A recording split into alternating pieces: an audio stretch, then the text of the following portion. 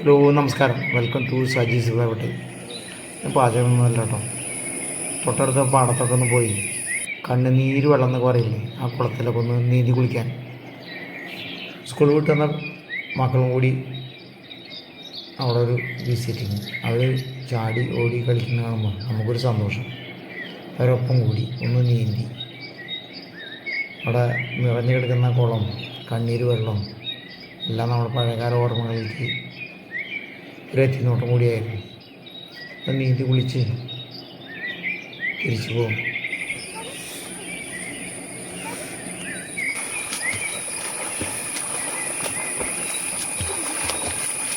പറയുമ്പോൾ അവിടെ എല്ലാം നിറഞ്ഞിരിക്കും. നല്ല കണ്ണീര് വെള്ളമാണ്, ശുദ്ധമായ വെള്ളം. ഫിഷിങ് കൂട്ടർ എത്ര കുളിച്ചിട്ട് വരുമ്പോഴാണ് നിർബന്ധിക്കാൻ കയറ്റിക്കൊണ്ട് പോകുന്നത്.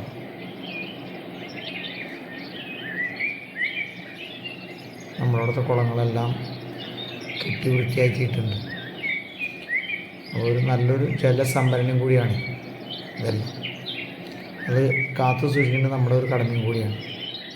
തീർച്ചയായും ഇവിടെയുള്ള നാട്ടുകാരോട് കടപ്പെട്ടിരിക്കുന്നു.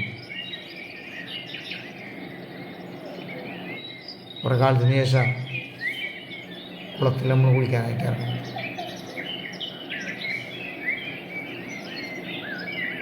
Thank you to everybody. Enjoy the life. Bye.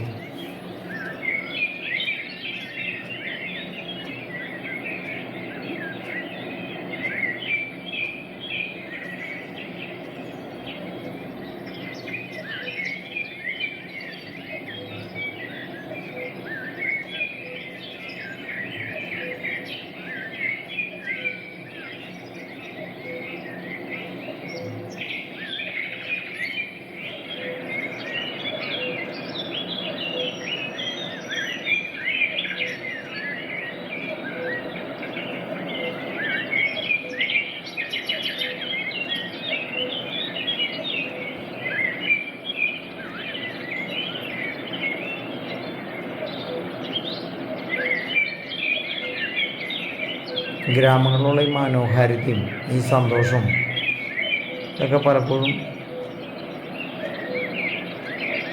നഷ്ടപ്പെട്ടു പോയോ, കൈവിട്ടു പോയോ എന്ന് തോന്നി.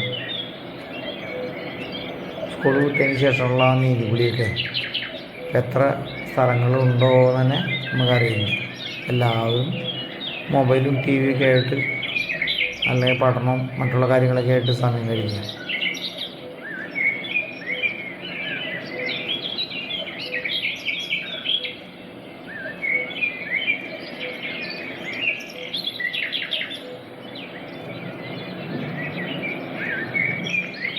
ഇത്ര സുന്ദരമായ അനുഭവങ്ങളാണെന്നറിയോ ചെറുപ്പത്തിലൊക്കെ നമുക്കുണ്ടായിരുന്നല്ലേ. ആ അനുഭവങ്ങളൊക്കെ, നല്ല അനുഭവങ്ങളൊക്കെ തീർച്ചയായും മക്കളായിട്ട് പകർന്നു കൊടുക്കണം. അവരും അനുഭവിക്കട്ടെ.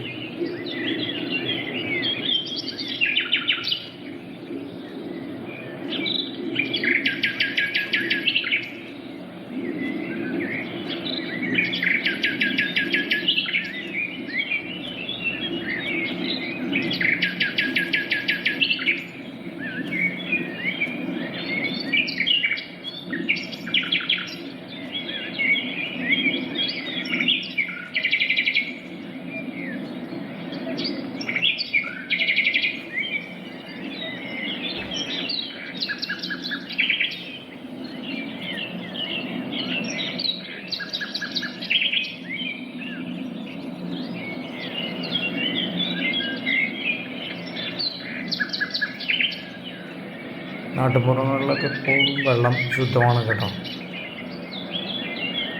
പണ്ടത്തെക്കാളും ശുദ്ധമാണെന്ന് എനിക്ക് തോന്നുന്നുണ്ട്.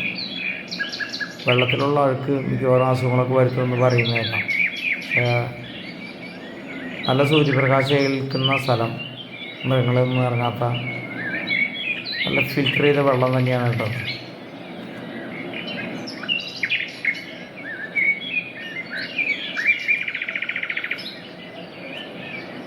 പ്രകൃതിയുടെ ശാന്തതയും ഭംഗി. ക്ലാസ് വിട്ട് വന്നവർക്ക് ഒരു കുളിയില്ല അല്ലേ?